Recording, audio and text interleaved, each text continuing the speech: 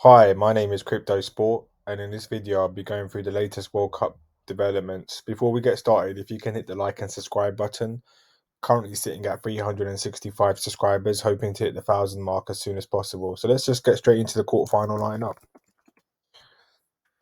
We have already seen Croatia cause an upset against Brazil,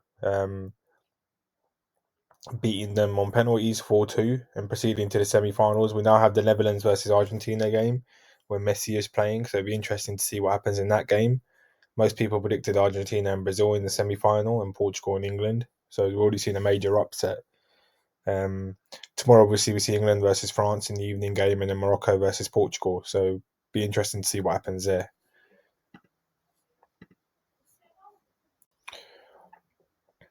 So this World Cup has largely been overshadowed by the human rights issues in Qatar. So I thought it would be a good opportunity as we approach the end of the World Cup to share fans' experiences.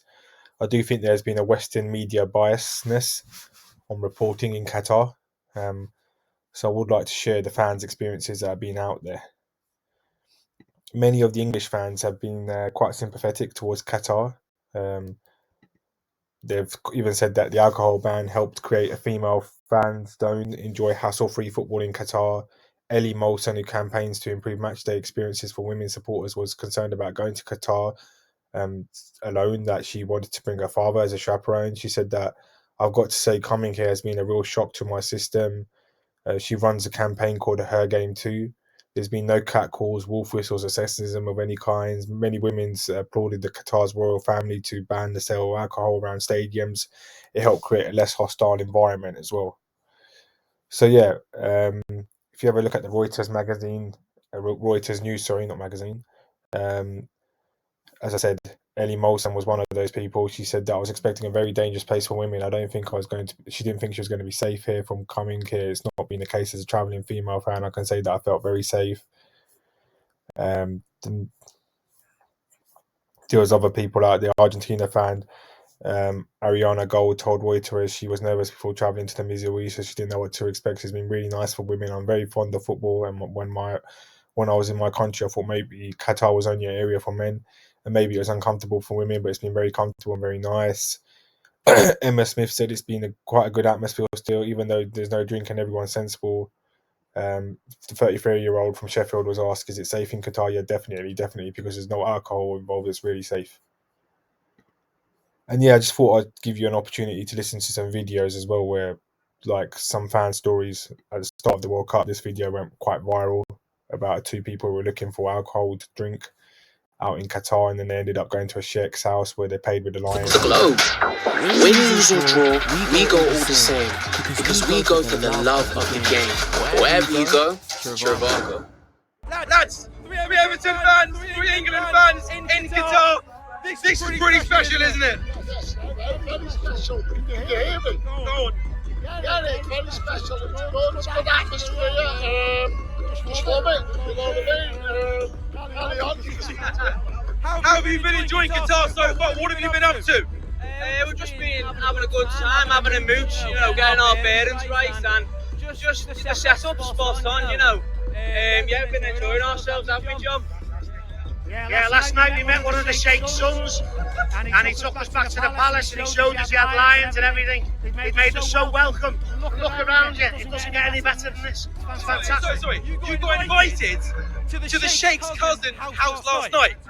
Yeah, Aziz, he's brilliant. He made us so welcome, looked after us brilliant.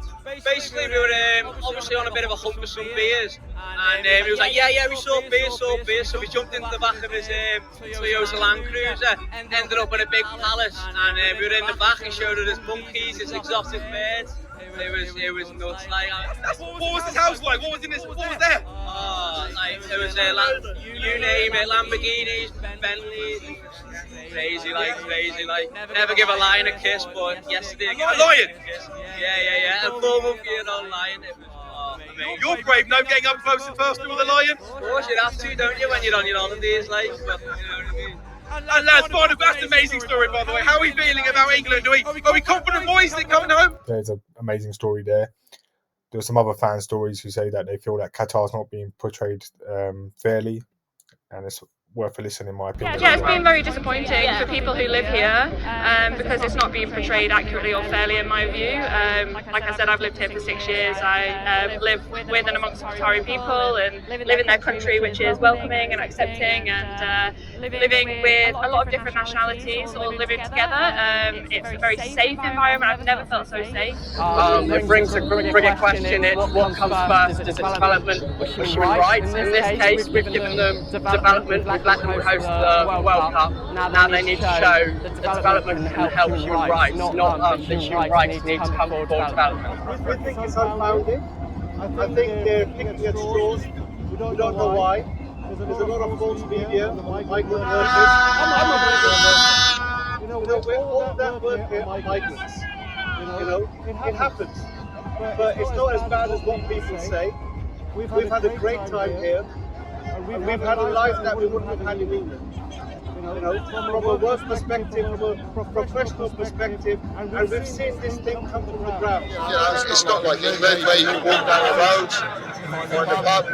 They're all in hotels. It's just, like I said, we've not really bumped into a lot of England fans. There's a lot of Mexicans here, a lot of Argentinians and that. We've had a good laugh so far. But yeah, it's good. And then there was a final video on this as well. I wanted to quickly share. Feel like, what have you thought? What have you seen on the media? What's it really like? Okay, so I watched the opening ceremony yesterday and I was very moved, and I love the idea that what this an occasion like this does, it breaks down barriers and it brings people together and it unifies us all under one common goal, which is to beat the other. No, to be unified. In Qatar now, you're here, right? You're seeing it. Is it different to what they said in the media? Totally. I think a lot of it stems from jealousy. And I think that they should celebrate the fact that it's a unique and historic occasion. How's the experience being in Qatar compared to what the media saying? Yeah, the media's usual crap. How has it been? Have you been arrested yet? Fantastic. I live out here. I live out here. I've been here since July. It's fine. It's fine. The British press is just putting, or the mainstream media, is just putting such a bad spin on everything. It's almost like they're jealous. How's your experience being in the countries and the Muslims here? Brilliant. Oh my God. I've had an absolutely fantastic time in Qatar.